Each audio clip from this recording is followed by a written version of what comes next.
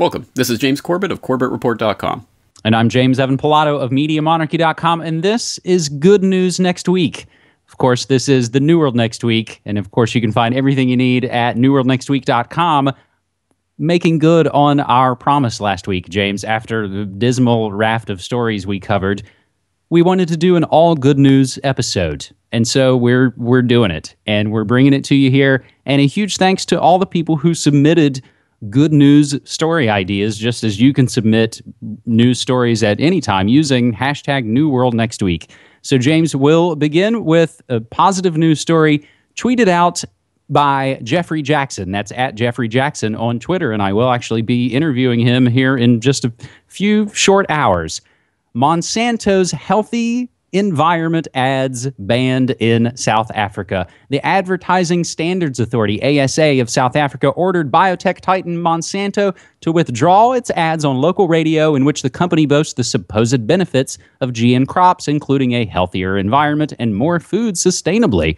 According to the ASA, the claims they made are unsubstantiated. Simple as that. Unsubstantiated. False advertising for Monsanto. If only, hopefully, we could see that here in the States. Another positive note in South Africa, bad credit history and negative information have been removed from people's credit history under a new sort of amnesty bill. So those are two good notes coming out of South Africa. James? And let's turn over to my side of the world here in the Asia Pacific. We'll look at a story that comes from your Twitter. China destroys illegal GMO crop trials on Hainan Island. The Hainan Provincial Agricultural Department examined 107 crop samples from which it identified and destroyed 9 corn and cotton genetically modified crop trials. The department stressed that any genetically modified crop trials without prior permission are banned, and those who conduct such trials will be punished in accordance with the relevant law. China is currently getting tougher on GM crops, with public opinion in the country being firmly against the biotech industry. So some interesting developments there, and just one of a series of stories we have surrounding that biotech industry. So the next one is via our good friend Jack Blood on Twitter at Deadline Live. Brazil looks to ban Monsanto's Roundup and other toxicity risks. Brazil's public prosecutor wants to suspend the use of glyphosate, the active ingredient in Monsanto's pervasive herbicide Roundup. The Prosecutor General's office is also pursuing bans on the herbicide 2,4-D and 7 other active herbicide ingredients in addition to glyphosate. All of that and much more you can actually get from gmwatch.org. James, before I throw it right back to you, this is a whole run of, I think, sort of food world order topics, and I find it interesting that those made up a lot of, I think, the submissions we got as good news on Good News Next Week. Exactly right, and I think there might be a reason for that. Maybe we can discuss that later. But let's switch to the next GMO story, and kind of just summing up what we've already talked about, coming from foodworldorder.blogspot.com. GMO cultivation declines in developed nations for first time in 18 years, and this was tweeted out by G.J. Salisbury. For the first time since their initial commercialization in the mid-1990s, GMOs are on the decline in the industrialized world, says a new report by the pro-biotech lobbying group International Service for the Acquisition of Agrobiotech Applications, or ISAAA. Despite heavy promotion of the technology by the chemical industry, which has been hiding GMOs in the food supply for nearly 20 years, overall plantings of GM crops have dropped in places like Canada and the US by about 2%. According to the report, and that is a significant victory considering the bajillions of dollars they've been pumping into hyping up and pimping out these GMO crops. So we are on the offensive and we're winning in this regard, very slowly and maybe not enough, but at any rate, we are heading in the right direction. And I think while 2% may not seem like much, it's great to read the report and see it coming out of their own mouths and saying, yeah, I think this sort of transgenic use, it has plateaued. Plateaued was the word that they used, James. Our next story, volunteer gardeners help Texas community garden grow. This submitted by our friend at Rock West. Over the last 3 years, the master gardeners, this is in a San Antonio, Texas suburb, have grown 5 tons of produce for needy families. Since its 2009 inception, the community garden still flourishing under the watchful eye of its master gardeners. 21 raised beds, broccoli, lettuce, tomatoes, watermelon, cantaloupe, pear, plum trees, all that, and so very much more. James, I think we've in the past on New World Next Week reported about community gardens. And since New World Next Week's inception in 2009, I think now, in a way, this is a follow. You can see what's been happening in the communities. Exactly right. And switching to, again, another thing that we can do to take the food supply into our own hands, we're going to turn to an article from WakingTimes.com by Jeffrey Jackson, who is on Twitter at Jeffrey Jackson, often tweets out ideas for the show, a friend of New World Next Week. And he tweeted this out, open sourcing the food, nutrition, and supplement industries, talking about a subject that I've been becoming more interested in recently via Food Babe, which you introduced me to via, I believe, your lovely and talented girlfriend, Cassie Cohn, and a very interesting blog in which she's going around trying to get the ingredients of various chemical-laden products, specifically in the fast food industry. This is the idea of open sourcing this and finding out about these ingredients, whether the companies want to tell us about them or not. So from this article, press the issue with your supplement companies, food industries, and health products. Do not let those that wish to make money at your ignorance continue to do so. Publish the results on Facebook, Twitter, and other outlets of their willingness to be transparent. The idea is to reward those who will work with the public, and that's what we continue to stress. If you buy from the companies that withhold their ingredients lists or are not forthcoming about what crap they're putting in their products, then ultimately you're partially responsible for what's going in those products. So open sourcing the food, I think, an excellent idea, so I hope people will check out that full link. And Jeffrey, in that story, uses, again, the positive example of a company who worked with him, replied, answered all of his questions, and were so very open. He published all their correspondence to say, this is how it should be done. James, another story submitted on Twitter at JG Salisbury. Team of scientists released global warming counter report. This week, the United Nations Intergovernmental Panel on Climate Change, IPCC, releasing their report. But like past reports, it predicts apocalyptic consequences if mankind fails to give the United Nations the power to tax and regulate fossil fuels and subsidize and mandate the use of alternative fuels. But happily, an international group of scientists have conducted an independent review of IPCC's past and present reports. Along with the client science, they deliberately exclude or misrepresent. James, this is an interesting one, and I even kind of asked you off mic, is this a positive one? It's debatable, isn't it? Certainly the fact that the IPCC gets all of the attention and the counter-report gets very little attention is not positive, but at least there is a counter-report, and some interesting points made in there. I hope people will follow the link to read the full article. But let's move over again to my neck of the woods, talking specifically about Japan, and I think a significant good news story. Japan told to halt Antarctic whaling by international court, this being suggested by Twitter user Globert42. Coming from Deadline Live, Jack Blood's website, deadlinelive.info. The International Court of Justice has ordered a temporary halt to Japan's annual slaughter of whales in the Southern Ocean, after concluding that the hunts are not, as Japan claims, conducted for scientific research.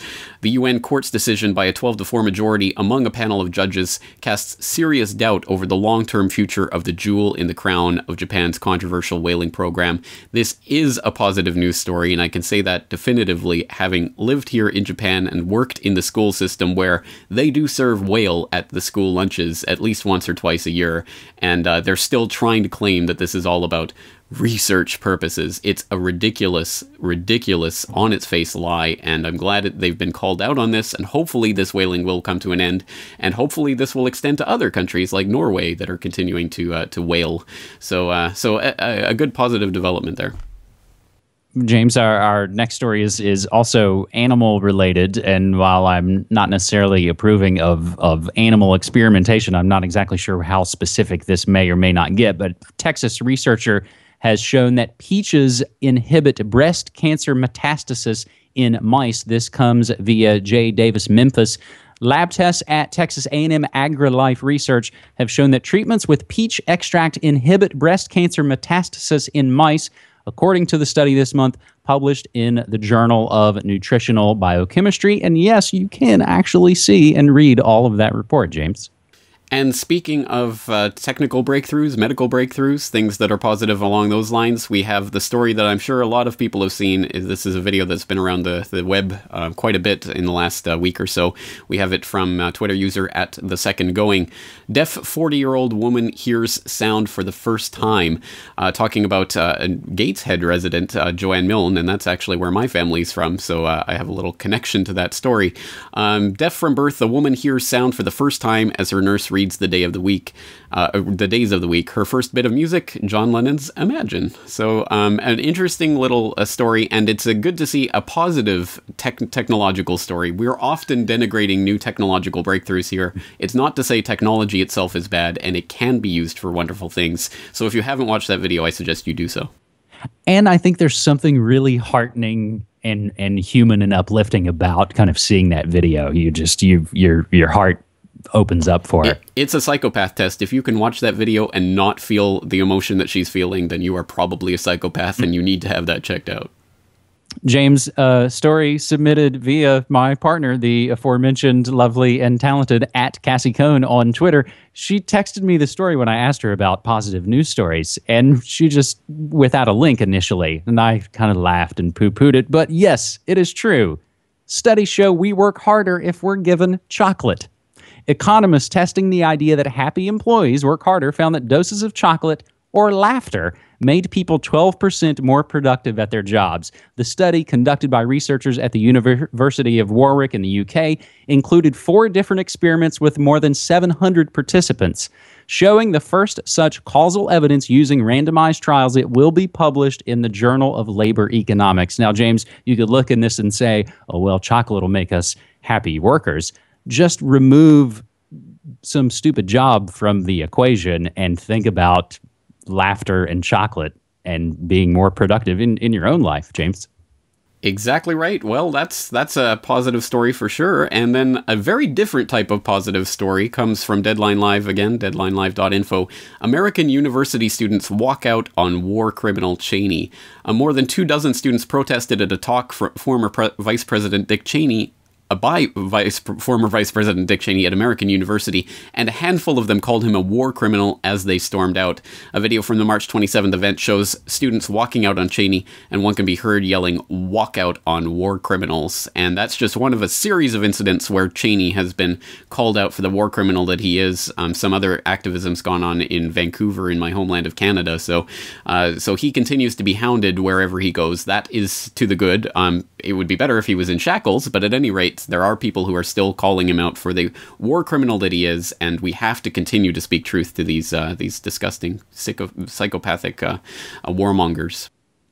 James, an interesting one from Thailand. In Thailand, a new kind of protest, this submitted again by our friend at Brock West, and I think it's really fascinating because we're always talking about, seems in the wider world, or even in a lot of the alternative media, we're going to fight the New World Order, we're going to crush it.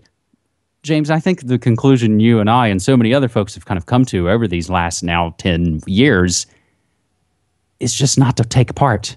In Thailand, a new kind of protest. One protest leader traded in placards for pragmatism and purchased a rice mill, which has enabled him to cut out the greedy middleman and basically let poor farmers get money from consumers instantly. That's a new type of protest, James. All right, let's pick up the pace a little here. We still have a lot of stories to get through. Via at Budinsky420, Dotcom launches Internet Party with a website carrying the message, "This is going to be awesome," and an app for people to join online.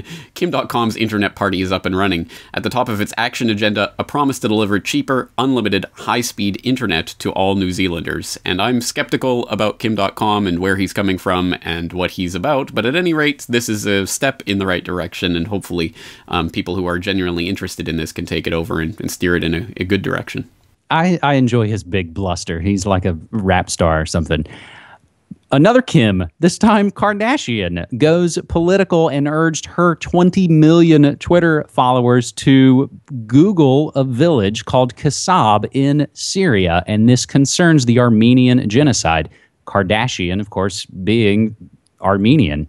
So, James, we bash on celebrities often here, but 20 plus million people suddenly got a little bit active and learn something.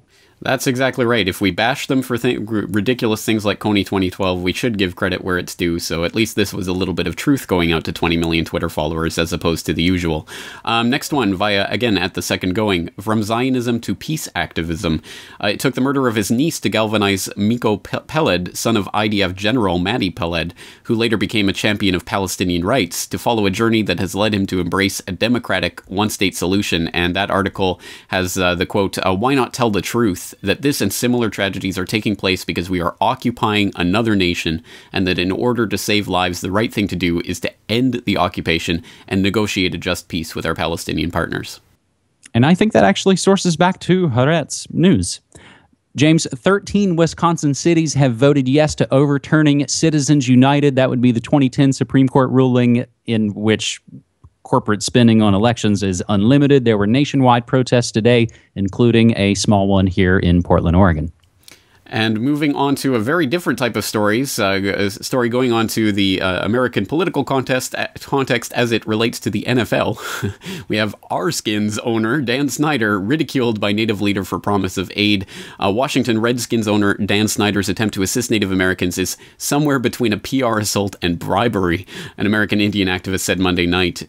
Susan Sean Harjo told the AP that Snyder is showing the same arrogance that he's shown previously when defending a team nickname that many still consider offensive. And of course, this was the controversy at the root of the cancel Colbert Twitter trend, and that brouhaha, those shenanigans that went on Twitter. For those who don't know, just look it up online. It's an interesting story in and of itself. This relates to a Washington Post article. Senator Harry Reid predicts the Skins will change their name within 3 years. And Reid called Snyder's foundation effort a phony deal, like everything that Snyder has ever done. So, yeah, putting that in the proper context. I think, we're in D.C. and we'll wrap it up in D.C. The FCC to free up airwaves for Wi-Fi and wireless. The Federal Communications Commission approved measures on Monday that will free up more airwaves for Wi-Fi and wireless broadband. Unlike the airwaves used for mobile phone traffic, which are licensed to specific companies, unlicensed spectrum can be used by anyone. Previous establishments of unlicensed airwaves led to innovations like garage door openers, baby monitors, wireless microphones, and Wi-Fi networks. James, while that may seem somewhat silly, that's ultimately about the sort of innovation and go-get-it attitude that we're ultimately fighting for. James, the last bit of good news I'll throw out as we wrap up Good News Next Week as episode 188 of New World Next Week. I did a little updating behind the scenes. NewWorldNextWeek.com now has your new feed for New World Next Week episodes. So finally that happened. And it is under construction, but it's there. Excellent. All right. Well, thank you so much for getting that set up. And let's just reflect for a moment. Good news next week. Of course, this is a special episode of New World Next Week, but good news should not be special and segregated at all times. We should try to think and break the conditioning that has convinced us that only bad news is worth covering. I think positive stories and stories of how people are actually fighting against the system effectively are, if not equally important, perhaps more important in the long run. So we will continue to ask you to submit good news stories as they come across your news wires, again, through New World Next Week hashtag or via our respective email addresses, and we'll continue going forward from here. Not always gloom and doom, because the world is not all gloom and doom. On that note, James, it's great talking to you once again. Thank you for your time. Thanks so much, man. Take care.